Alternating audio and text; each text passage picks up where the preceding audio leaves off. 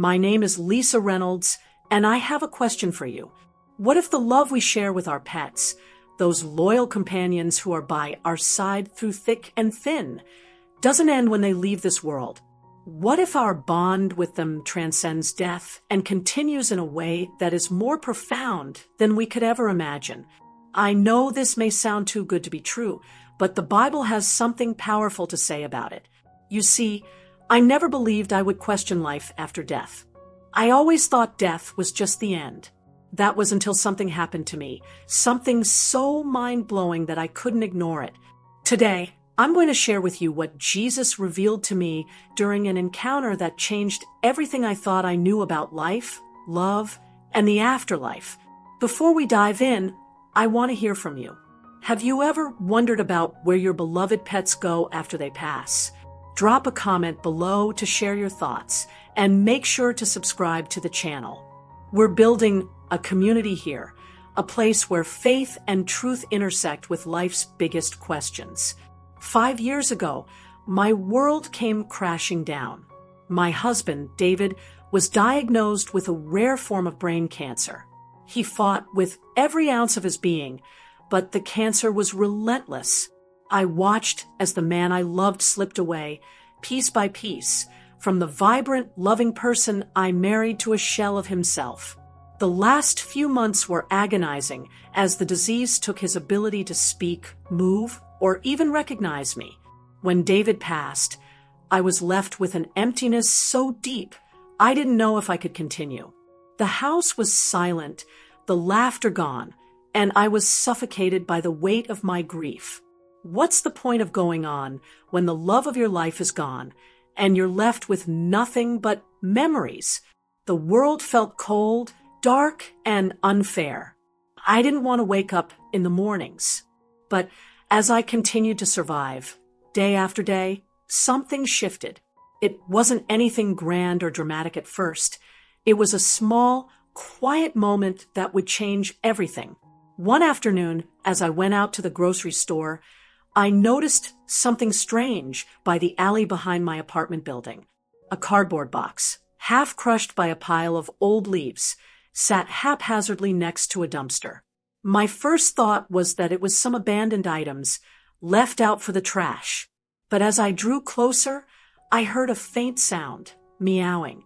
I lifted the flaps of the box, and to my surprise, there was a small, trembling kitten no more than a few weeks old. I wasn't an animal person, not at all. In fact, I never had a soft spot for pets. Too much work, too much mess. But something in me couldn't walk away. Maybe it was because the kitten looked so fragile, so alone, reminding me too much of myself after David died.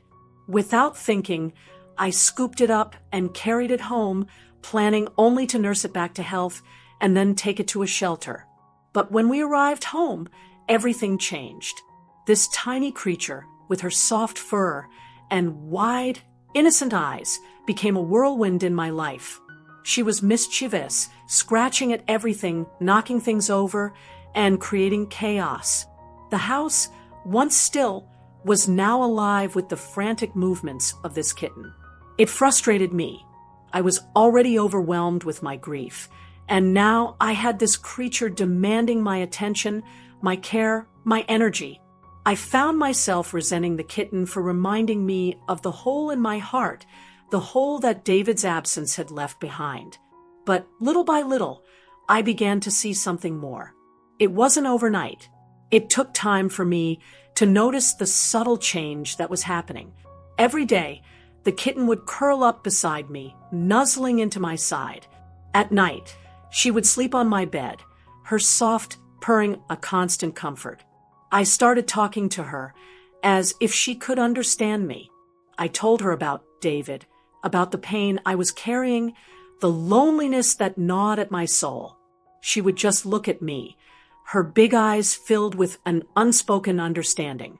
It was like she was there to listen, to comfort, to offer something I never realized I needed. One morning, after a particularly hard night of grief, I was sitting on the couch, crying quietly. She hopped onto my lap, nudging my face with her tiny paw, and that was it. In that moment, I felt something shift in me. She wasn't just a kitten anymore. She was something more, a sign, a message from God. I didn't know why, but I knew I had to name her. I thought of Noah, not just because I was trying to rebuild my life, but because I felt like she was my ark, my safe place in the storm. The storm of grief, of loss, of endless sadness. And just like Noah's ark, she had come to save me. Noah was not just an animal. She became my companion, my healing, my light in the dark. Little by little, I let go of the grief that had consumed me for so long. I allowed her to fill the empty spaces of my heart, and in return, she gave me something I never thought I would find again: hope.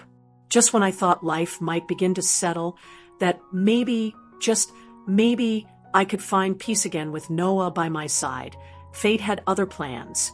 It was a warm, sunny afternoon, the kind where the breeze whispers through the trees and everything feels right with the world.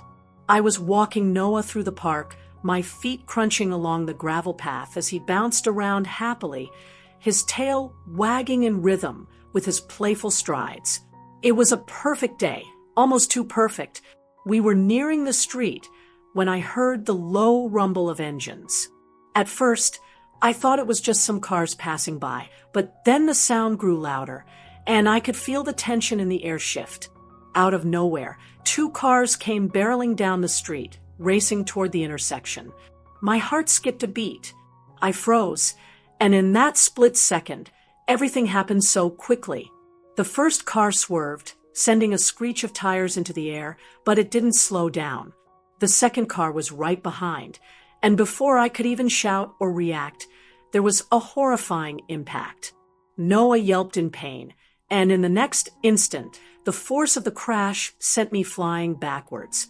My body slammed against the pavement with a sickening thud. Pain exploded in my head, and my vision blurred into a haze of darkness. The world around me fell away. I don't know how long I was unconscious, but when I finally opened my eyes, there was nothing. No pain, no sound, no sensation.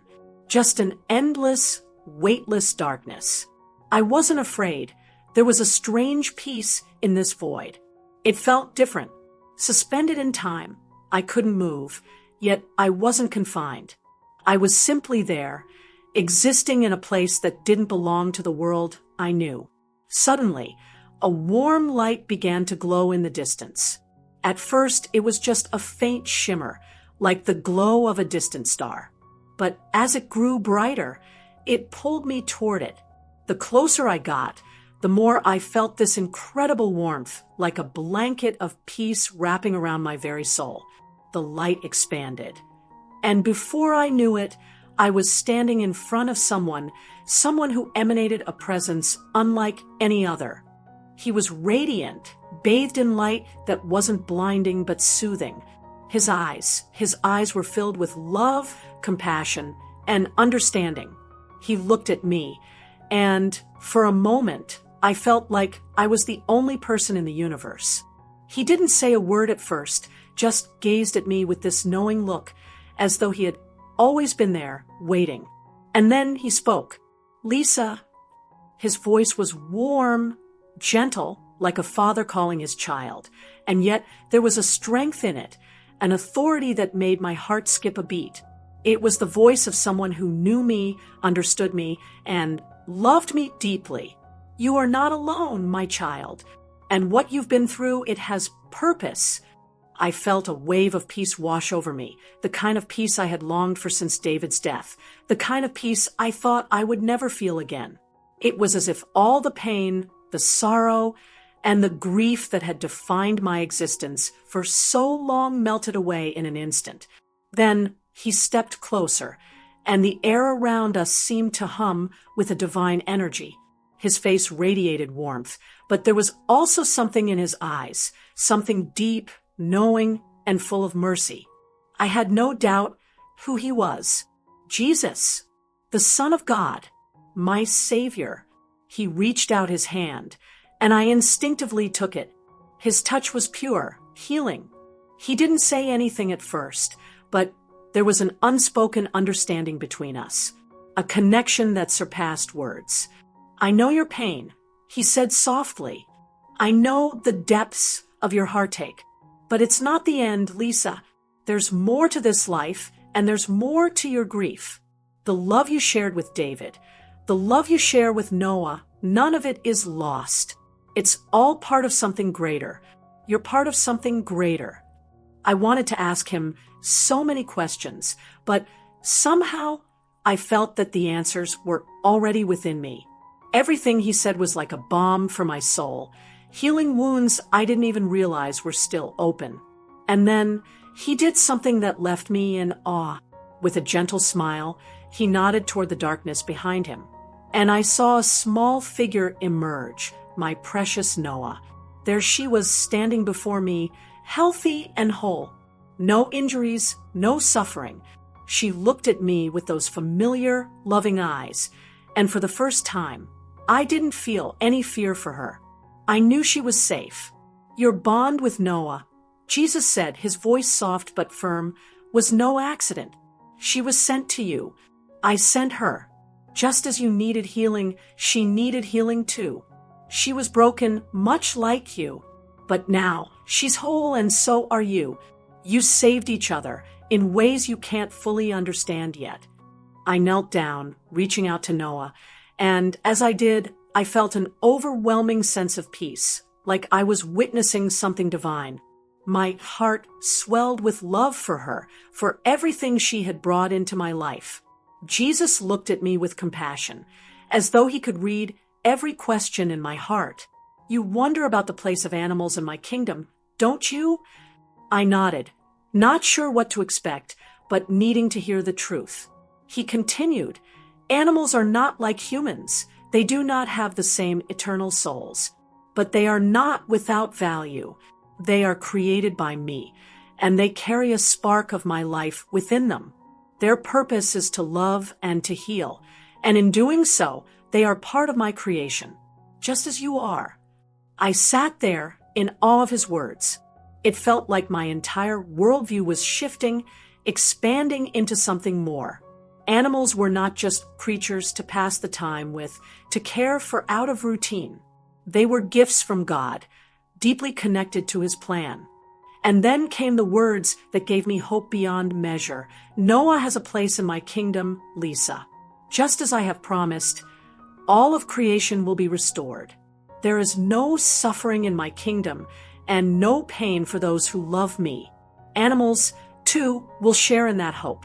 They will be part of the renewal of all things, for creation eagerly awaits its redemption." I could hardly contain my joy. Tears welled up in my eyes as the weight of his words settled into my soul. Noah, my sweet little kitten, would be with me again. And not just here, but forever, in a place where there was no sorrow, no death, no pain. As Jesus spoke, I understood that this love, this bond we shared with our pets, wasn't just fleeting. It was eternal. It was a reflection of the greater love God has for all his creation. And then, without warning, everything around me began to change again.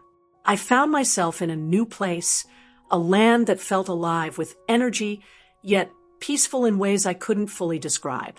It was as though the earth itself was breathing in harmony with everything in it. The air was crisp, yet soft, and I could hear the rustling of leaves, the distant sounds of birds, but in a way that wasn't overwhelming or noisy. It was a place of perfect balance. I looked around, unsure where I was, and there, standing in the distance, was a scene that felt both familiar and surreal. I saw lions lying down beside children, a scene straight out of the prophecies I had read in the Bible. Wolves, gentle and serene, rested with lambs, not a hint of aggression in sight. Horses ran freely, their hooves gliding through lush fields, a perfect picture of freedom. The entire landscape was vibrant, alive, yet utterly peaceful. It was as though every element of nature existed in perfect harmony, untouched by fear, suffering, or death. Jesus was beside me, his presence as comforting as ever. He didn't speak at first. He simply let me take it all in. My mind was racing, trying to comprehend the beauty and serenity before me. It was a vision. I realized a glimpse of what was to come when the world would be renewed, when pain and suffering would no longer exist, not just for humans, but for all creation. Noah is with me now, Jesus said softly, his voice carrying a depth of understanding. This is the promise of my kingdom. Lisa, for those who have been loved and who have loved, there is a place for them here. Noah's journey, like yours, is not finished. He too will be made whole. As I watched Noah bound freely through the fields, an overwhelming sense of peace filled my heart. Jesus' words sunk deep into my soul. The love you shared with him, Lisa, is never lost. It's eternal. All true bonds, those formed in love, cannot be severed, not even by death. My heart seemed to expand, as though my capacity to love had suddenly grown beyond its limits. I had always wondered in the darkest of times if the love we share with our pets, the pure, unconditional love, was truly a reflection of something deeper, something eternal. And now, in this moment, I understood. Love, in all its forms, transcends time. It's not bound by the limitations of this world. It is a force that echoes into eternity. But as I stood there caught between awe and reflection, my gaze shifted, and I saw a flash of something unsettling, a familiar pain. In the midst of this glorious vision, I saw Noah, his little body bruised and battered, limping slightly just as he had after the accident. It was only for a moment, but it left a profound impact on me. I turned to Jesus, my heart heavy with confusion. Why did Noah have to suffer so much? Why did he experience pain and injury? He didn't deserve that. Jesus looked at me with deep compassion, his eyes filled with sorrow but also with understanding. The suffering you and Noah endured, this is a reflection of a fallen world. Sin has corrupted creation. Animals, like humans, were never meant to experience pain or death. But because of the brokenness of this world, both you and Noah have shared in that suffering. He paused, letting his words sink in. But know this, it's not the way it was meant to be. This world, this place of suffering and decay, will be made new. And in that renewal, nothing will be lost. All will be restored.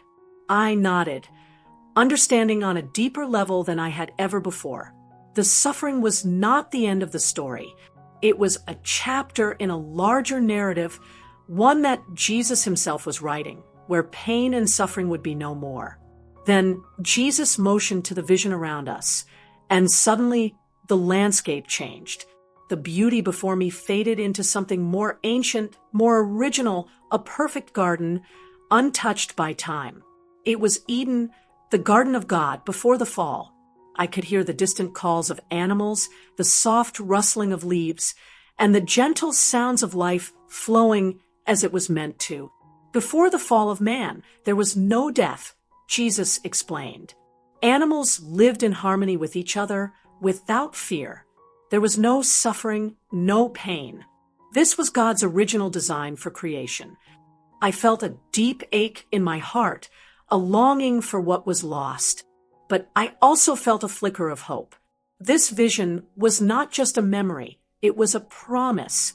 God's design would be restored. Creation would return to its intended state, a world without suffering, without death, where harmony and peace reigned. And I knew, deep in my soul, that Noah and all of God's creatures would be part of that restoration. The vision shifted again. And this time, I saw Noah lying in a peaceful meadow, surrounded by soft, golden light. His body was healed, his fur glossy and thick, his eyes filled with the same joy I had seen earlier. Jesus looked at me with a knowing smile. Noah's journey, like yours, is not yet complete, he said. His healing, just like yours, will take time.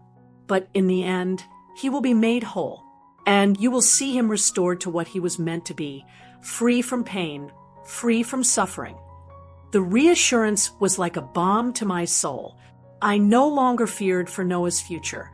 I knew he was in good hands, God's hands, and I was at peace. I couldn't help but wonder. And I asked Jesus the question that had been on my heart since I first saw Noah again. Do animals have souls like humans do? Jesus looked at me with kindness, his smile gentle but firm. Animals do not have the same souls as humans, Lisa, but they have a spirit, a spark of life that I gave them. Their spirit is part of my creation, and nothing from me is ever lost. He paused, letting his words sink in. Their spirit lives on, and in my kingdom, all will be restored. Nothing is ever truly gone. Jesus then spoke of a passage from Romans 8, verse 19 to 21, his voice calm and resolute. Creation itself waits with eager longing for the revealing of the sons of God. For the creation was subjected to futility, not willingly, but because of him who subjected it, in hope that the creation itself will be set free from its bondage to corruption and obtain the freedom of the glory of the children of God. I let the words sink in, understanding more deeply than I ever had before. Even creation, the animals, the land, the entire world longed for restoration, for the moment when sin and death would be no more. Before the vision began to fade, I felt a surge of overwhelming emotion. Jesus turned to me, his gaze tender yet strong. Lisa, remember this, he said, his voice filled with the weight of eternity. The love you have for Noah and for all of God's creatures is not wasted. It is eternal. The bonds you form in love are never broken, not even by death. They will endure, and in my kingdom, there will be a reunion. Love will always win. As the vision faded, I felt the most profound peace I had ever known, a peace that surpassed understanding. I had seen a glimpse of heaven, and in that moment, I knew beyond any doubt that Noah and all those I had loved would be with me again. Still, life without Noah wasn't easy. The grief of losing her was almost unbearable. She had been there through it all, through my darkest days, my loneliest nights, my deepest regrets. Her loyalty had never wavered, and now I was facing a world without her. But in the midst of my sorrow, a quiet voice echoed through my mind. It was Jesus, his voice gentle but firm, reminding me of the promise he had made. You will see him again, my child. Love, true love, is never lost. The pain of Noah's absence was sharp. Every morning, I awoke to an empty house, a silence where once there had been joy. But I clung to the hope that one day, in a place beyond this world, I would be reunited with her, a place where the pain of death no longer existed, where animals and humans would live in perfect harmony once more. In that moment, I realized that Noah's presence had been a divine gift. She wasn't just a cat, she was a sign from God, a messenger of comfort and love. God had sent her to me after David had passed away to heal my broken heart. It wasn't a coincidence. It was part of his plan. Noah had been there, not just to comfort me, but to remind me that God's love is always present, even when we can't see it. I had often wondered why animals played such an important role in our lives. Why did they love so unconditionally? Why were they such a source of comfort during our hardest moments? But now I understood. Animals were not mere companions. They were expressions of God's love, sent to guide us through our pain, to remind us that we are not alone. I thought about all the people who had never known the love of an animal, or those who had lost their beloved pets. I thought about how they too needed to understand that God had a purpose for the animals in our lives. They were not just creatures of the earth. They were sacred gifts sent to remind us of his presence, his comfort, and his eternal love. And as I reflected on Noah's life, I knew one thing for certain: our bond was eternal. Death could not sever it. The love we had shared would not be lost. And when I stood before the gates of heaven, I knew that Noah would be waiting for me. Together, we would walk through those gates, hand in paw, into the presence of the one who had created us both. Noah had been my sign from God, and her love had been a constant reminder that God's love never fails. It was eternal, it was unwavering, and it would never leave us, no matter where we went. I believe with all my heart that one day we will all be reunited with our beloved pets. God's kingdom is a place of perfect peace and harmony where no pain or suffering can touch us. And in that place, we will walk alongside our animals, who will have their own place in God's eternal design. As the days pass, I hold on to that hope, and I know that the love I shared with Noah will continue to guide me, not just in this life, but for all eternity.